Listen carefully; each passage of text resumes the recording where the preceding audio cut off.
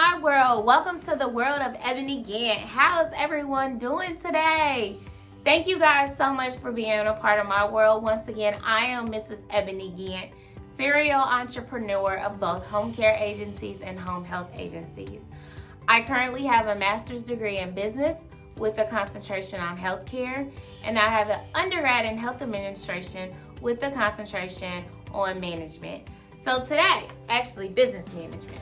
So today, what we are going to talk about, you guys, we are going to talk about marketing. So if you listen to my last YouTube video, in that video, I talked about what services are you going to sell and how to price your services. Well, in this video, I'm going to be talking about your marketing plan and what is your budget, okay? So how are you now going to market these services in which you or your agency is providing?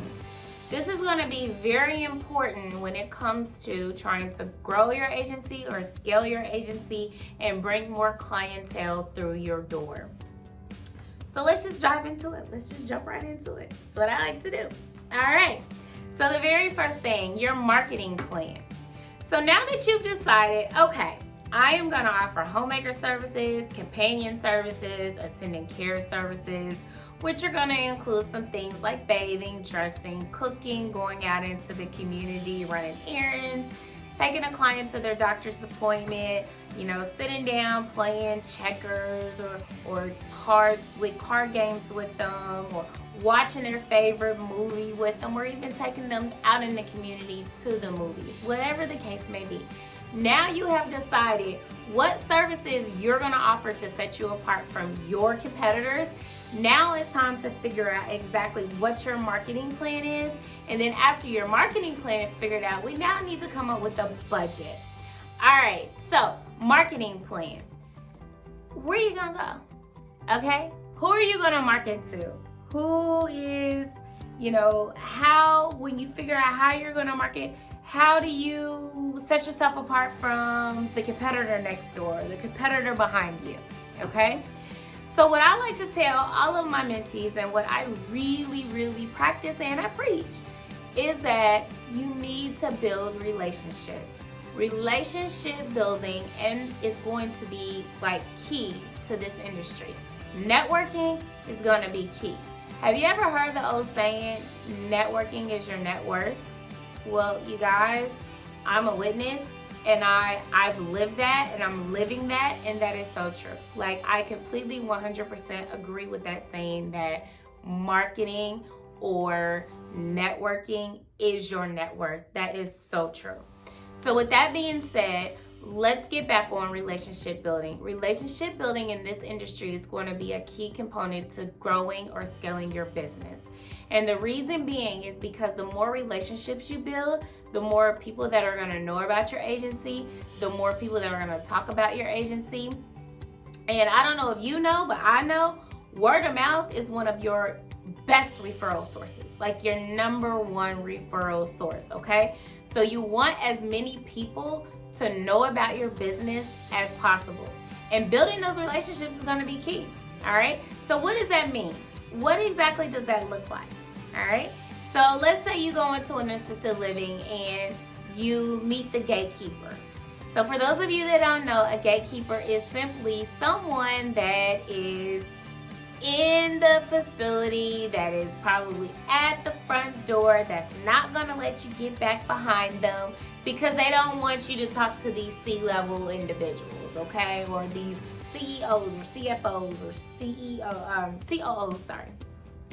So that's what a gatekeeper is. A gatekeeper is going to keep you away from the important people that you need to talk to. Well, one thing you might want to consider is building a relationship with that gatekeeper. Ease their mind a little bit, get on their good side.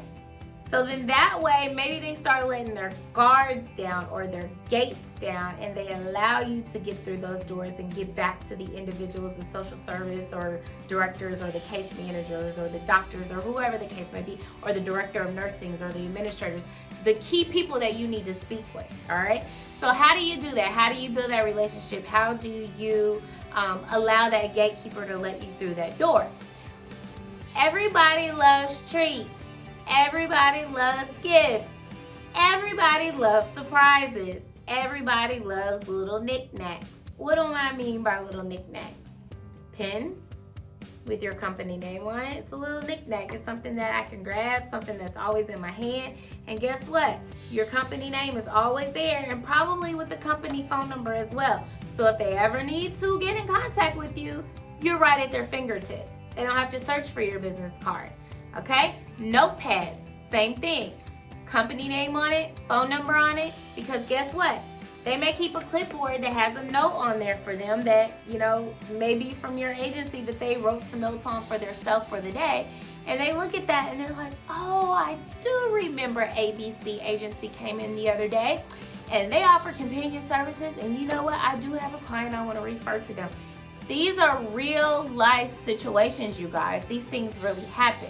Now, you have to be a little careful, because when you go into facilities or hospitals or assisted livings, they may have policies or rules to where they can't accept little knickknacks like pens and notepads and things of that nature. So what I would do to err on the side of caution is I would go with something small and edible, okay? Like some chocolate covered strawberries. If you're scared that they might have an allergy to that, then you could always do like a little cupcake, or you could do a slice of pie or a box of chocolates. Something that is small, something that is cost effective for you and your startup agency, but something that's edible. Everybody likes food.